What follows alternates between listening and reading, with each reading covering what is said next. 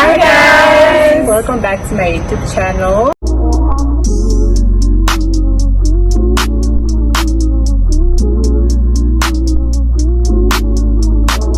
So these are my friends. I'm gonna give you guys like a little introduction. Yasha. I'm your dad. Mamea, Nando, and Precious. Okay, so we're gonna film for you guys a little video that we did last year already. We're gonna give advice to the second current medical students. So we're gonna go through the first semester modules first, and then we'll go through the second semester one.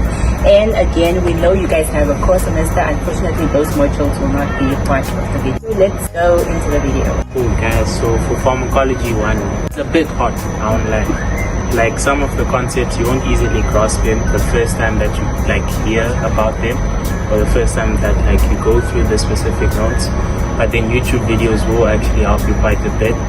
And like in terms of textbooks, there aren't really any textbooks that we use per se, but then like mostly YouTube videos as well as like questions that you'll find online with regards to the specific topics that you're doing. Depending on who teaches you, it would be good to maybe also just go and ask them to like explain certain concepts a bit better. But then like if it's someone who doesn't really explain that well, then like use your YouTube videos. Hi guys! So for pharmacology, the lectures that we had, a lot of our assessment were more like you just have to understand the gist of the topic, because you need to explain it more in depth, and if you don't really understand the concept, you won't be able to explain it, because they had very high value questions, like you get 10 mark questions, 20 mark questions where you have to explain, and if you don't really understand the topic in depth, you would not score marks. So I recommend you not just stick to the slides, but go out of your way, go watch YouTube videos and be able to fully understand and explain the concept. Also, past papers helped a lot, just to help you navigate what type of questions they will ask you. Obviously, it's pharmacology, so know your drugs. But when I say know your drugs, I mean know how to spell your drugs. There's some drugs where they're like 2 letters off, and then you're talking about a completely different drug. So try your best to know your drugs and also know their profiles. Lecturers like using graphs. For example, they'll use a graph and they'll tell you about one drug and say, explain the profile of that drug according to this graph. So know your graphs. Usually when you see a graph, you're like, oh, it's just a photo, I can skip it. But like those are the things that we will ask. So if there is a concept or like a specific drug in pharmacology, I think there are 3 main areas that you need to focus on: pharmacokinetics, pharmacodynamics, and I think that's therapeutic uses or effects. And those are the 3 main bases I think Pharm 1 is based on, and just do that for all the major drugs and you'll be well. And I just wanted to say, like, it's a continuation. It's not a one thing, like you learn it once and it's done. It's going to continue and Pharm 1, Pharm 2, and Pharm 3. I think this applies to actually all the modules. If ever, especially the ones with practicals, if ever like you are failing the tests, make sure to prioritize like assignments and practicals, because that may be your saving grace. For biochemistry, what I really remember that was very specific was you have to know your slides in detail. Like, don't think something is very insignificant and just, oh, okay, I can skip this. Know your slides, memorize with understanding, so that even when, because the questions that you're going to get are like going to target, give me an example. It's very cycle based. It's a cycle with enzymes and all of this stuff. The question you're going to get is, example, if this enzyme is not there, what's going to happen? So you need to understand the cycle as well as what the enzyme does in the cycle, so you understand how to answer the question. So that's really it for biochemistry. Personally for me, I didn't need any external stuff. Just the slides is all I needed. With understanding. Come on. It's you one time. Anyways, slides with understanding, memorization, and listening in class. Listening in class is actually really crazy, because you go home and you know this cycle, maybe not really proper, but you know the gist of it just because you listen. Or biochem 2 specifically, cycles are like the main part of biochem. So no, I think you'll find main cycles. Synthesis and breakdown, the enzymes as well. Oh, and how many products are made, how many ATP molecules. Another journal, okay, let's say there are 4 tests, That happens, guys. You fail the one. Okay?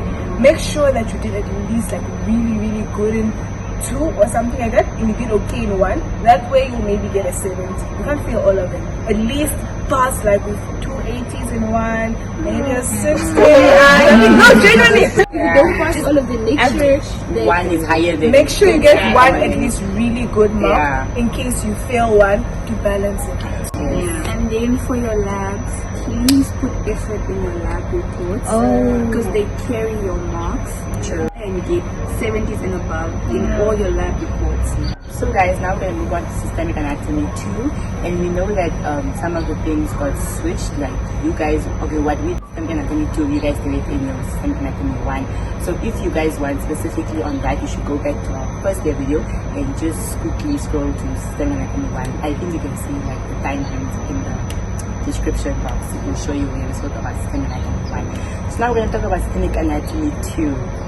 We had the upper limbs, lower limbs, neuroanatomy, and head and neck. So generally, I think textbook really helped me. I'm not sure if you know the textbook, but I'll put the textbook somewhere here. That textbook really helped me just so you can visualize like where is the arteries, where are the veins, where are these muscles. I feel like that's very important, especially when you go to labs. Just already know like what you're gonna be looking at, because the things about the lab is they won't really teach you in the labs. They'll just be like, okay, you guys did your own, self-study. Now let's find the nerves or whatever. So yeah, I feel like that's very important for the lab. Things can get unorganized very fast because it's arteries, veins, nerves, whatever. So I think it's best to break the things up. Like there are pictures, but then some pictures have both veins and arteries in them. So I feel like for me, what I did was I would take the arteries separately, take the veins separately, like completely separately, not even on the same page. And then I would walk from there. Other things is reading through your stuff before going into the lab. I know there's no time, but it really helps because you understand what they say in the labs and you know what you're looking for when you get to the labs. You don't learn in the labs. So if you read through your arteries before getting to the labs, when you get there, you know where to start looking for the brachial artery or where to start looking for the femoral artery. You don't just start from 0. It's also good to look at other images of specific structures. Try to view as many images of those specific anatomical areas as you can, because if you only have one image in your mind, if you have an anomaly, say for example there's a variation with regards to where that specific structure is located in a different patient, then it might be a bit difficult for you now to actually find it. So look at as many images as you can so that you know those different variations and you'll be able to spot the different structures. Anatomy is a very physical module. You have to be there and you have to interact with your fellow peers because you learn so much. Someone knows something that you don't, and I think that's a very big thing. You learn so much from your peers. So move around in the practical lab and just see what other people are saying to get more insight. And more on the theory tests, I think what worked best for me was, yes, their notes are helpful. Some lecturers repeat past papers, some don't. So I'd advise you guys to maybe reach out to a senior and just ask them oh, please help me, I'm writing an upper limb and I think test, what advice do you have? Then we will go more in depth on what you should do. I do think their notes really help. If you want to also watch more videos, I think the YouTube ones that helped me the most was the noted anatomist. I really loved him. Also, don't treat labs and theory separate. For most of the modules, from the labs, everything comes from the theory. The only time maybe that you wouldn't need theory is for the tests, the spot tests. Yeah. But other than that, what is done in the labs does help you answer questions in the theory tests. And just a disclaimer, upper limb I think was just the hardest of the 4. So when you get to upper limb, start listening from day 1. And lower limb was the easiest. Oh, lower limb was for us. Yeah, for us. Spot test, I really recommend you to use Grant's dissector because in as much as Necker's pictures are more organized, they are cartoons. And a Grant's dissector will really, really help you view the cadaver and not a cartoon because it looks much different than the cadaver. And also, learn your cadavers because we only have so many. So they can only ask so many. So if you're very well versed with the cadavers in the cadaver lab, I'm pretty sure You will know every single structure. And you'll know which cadaver. Sometimes your lecturer will emphasize, oh guys, come look at this. This is a variation. So you must know that, oh, this one actually has 2 branches instead of 3 branches. So then you also in your head, if you know the cadavers, you'll know that they're probably going to ask that variation. So if you know that, okay, we used to name our cadavers, for example, Claire, right? So if you know that Claire had a variation, and then you're in Claire, you see, you know immediately. So you should take note of the special things on each cadaver. And one last thing, before a test or an exam, they always open up the dissection hall for you to go have a look. Don't miss it. Don't, oh, I need to study. Don't, you will come learn anything. Be proactive, guys. Yeah. Read up on other cases, Do your clinical cases especially. With pathophysiology, something I would really recommend is flashcards. If you use flashcards, continue doing that, especially for pathophysiology. It's just that there's so much content, and you'll read through one thing once and then never read through it again. But with flashcards, it's spaced repetition. So you read it once, read it twice, and then you can really stick it in. It's just a lot and a lot of content. So I really recommend flashcards. I love the guideline for, not the textbook. I'm personally not a textbook person, but the guideline for review book. It's literally, it goes section by section, chapter by chapter. You're doing electrophysiology, for example, electrophysiology, and then you have questions. Not necessarily that those questions will come up in your test, but it just definitely, it solidifies your learning.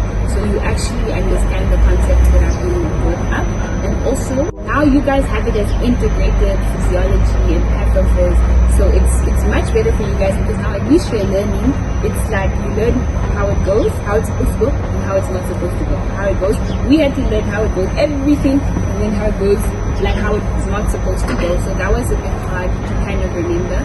But now just make sure that you solidify your physiology concepts so that you can apply them to your pathophysiology concepts. Or the way that they ask questions, the same way they would ask it in physiology.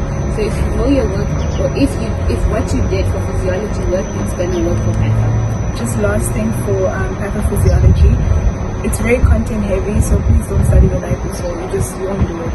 Really take enough time to take in the content if you want to pass on. And watch the news.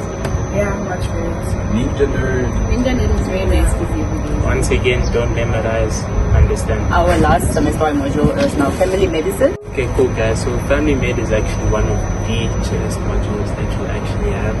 But you actually learn quite a lot of interesting things, with regards to what's actually happening around you, as well as it's basically an introduction to how most clinical settings are going to be. So you learn several concepts which you're going to end up applying one day in the future. Right now you might not think that they're as important, but it really helps you to grasp on certain concepts that you're supposed to end up applying in the future, as well as how you're potentially going to end up dealing with future situations in a clinical setting.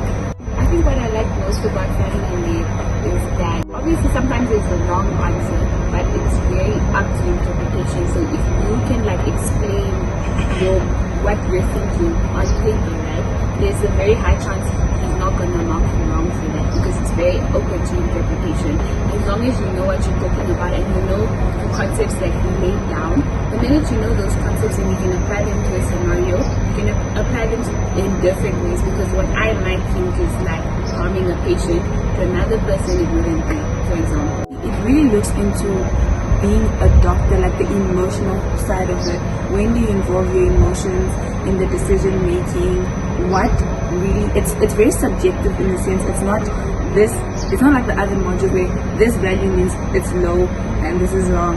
It's very subjective. It really teaches you to be, I think, a more empathetic healthcare provider and just view everything holistically, and bio, psycho, social approaches and all of that. It's a good module. It's a good module. Do not sleep on the scopes. The scopes. Oh, The scopes. Yeah. If you go through the scopes, you'll be good, guys. We'll literally pass with maybe even 80%. Be prepared to write long exams. Yeah, those exams your wrist will be Your ink will run out. Now we went to second semester modules, and the first one we have anatomical pathology. Okay, cool guys. Anatomical pathology. It's where the danger is. Like the notes that will be dropped are like they're crazy. Like you have like it just don't make sense. So in most situations you have to find yourself making your own notes, as well as also just trying to make your own way of understanding like the notes themselves, because like it's a lot, like it's very content based, and then at the same time with that content you have to try and visualize like all the different conditions as well as all the different cells that they're like talking about. So like with that, it's also something that you really have to pay attention to and trying to also be proactive, because the lecturer literally give you the content and then it's up to you to try and make sense of that content itself. I think for this module specifically, past papers were the same thing. Like I remember there were days where I was like, if you decide no, you have like 3 tests consecutively and you want to like sacrifice one, I don't say it's a good thing. I will have sacrificed this one if I just went through past papers and maybe just briefly went through results. I think AP is extremely, for me, I didn't really have a problem understanding the concepts per se. It's the amount of things you have to memorize. It's literally photos on photos on photos. You really just need to memorize, literally, and that's why Jada's talking about past papers, because a condition can only ever be that condition. Do you know what I mean? And also one last thing, know your keywords. I remember there are only like certain diseases that only like have certain symptoms. For example, if they start with a scenario that says it's a non-smoker woman, you know, what you know can only be like 1 or 2 things. So if you know the 1 or 2 things, it will even help you narrow down the disease. Okay, so we had a little class and a few of my friends had to leave because they had a few things to go do. So now it's just us girlies, so don't worry guys, you're still in good hands, okay? So now we're going to move on to developmental psychology. It was actually quite interesting, but in the moment it's a very slow pace module. I feel like the tips I would give is just to like firstly understand what is going on. If you don't, then it's just about why am I learning about crying in class. So I feel like you just need to understand the overall, what am I learning, why am I learning it, and then if you get it once, then I think you have it down. It's very straightforward. I don't think it's something you should stress about, but obviously don't also neglect it. If you just study what the PowerPoints have presented, especially with the team lecturers, you'll be fine. The only thing about it is that there's like a million slides. So it's one of those modules that you'd be tempted to study like a day before because of that. But then when you actually come to the work, you realize that it's kind of like a lot of memorization as well. It's very similar, not similar, but in terms of studying, it's similar to like professional ethics and like family medicine, where it's like theories that you have to learn and then you have to apply those theories in practice. Okay, now we're going to move on to medical microbiology 1. Okay, so the only tips I really have for this is you should know your notes. Okay, for medical micro 1 we had, I think we had 4 lecturers.